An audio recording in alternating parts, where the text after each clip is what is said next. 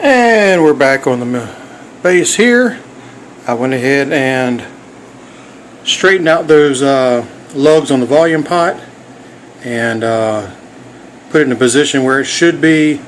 Tighten the nut back down there. Actually, on both of the volume and the tone, I went ahead and pulled the nuts completely off, because almost always you'll find the little pieces of plastic from the protection that comes from the factory on there under, and I just like to take them off because I just like to do that. Anyway, so got those back on there, tightened all the hardware up here, put the pick guard back on, and I have plugged it in and tested it, and the controls are working just fine. I did spray them out. They were making some noise, but I sprayed them out, so they're nice and clean again. And here's what I was talking about with the bridge. Got a piece of copper foil tape. It's conductive tape. It's conductive on both sides. Usually use this for like shielding the whole control cavity, but like I said, this one actually had some shielding paint in it, which I was surprised, which was nice. Not quite as big of a piece as I usually put, but that's all I could find right now, but it's plenty.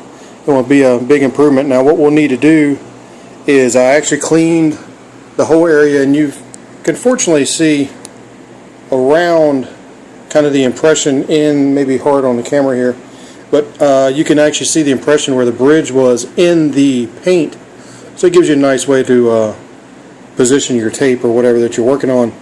So clean the whole area with some naphtha lighter fluid, gets all the grease and stuff off there, just so it'll stick really well. And then once I put the copper foil on, I cleaned it also with the same naphtha.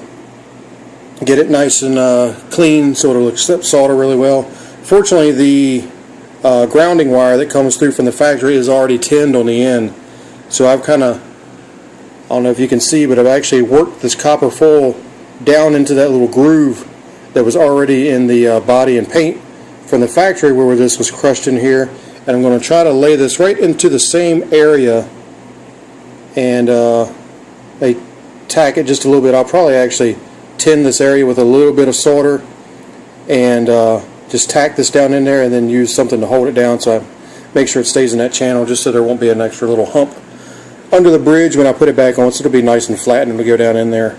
If there is a little bit of a hump, like I say, once you tighten all of those 5 screws down in there, it's going to pull it tight under string tension and all anyway, so it'll be fine. One thing you do need to watch for is you need very little solder on this, because the stuff will actually, it really spreads on this copper foil tape, especially when it's clean, and it'll go everywhere. So the least little bit that you can get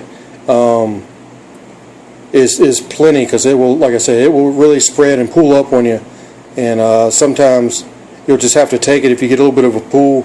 If you can't get it to come off with a solder sucker or something like that, you can take and just kind of heat it around and actually just kind of spread it around to get it nice and flat, and just try to get as small of a hump as you can. So I'm going to go ahead, my soldering iron's heating up. I'm going to get that put on there, and we'll be back.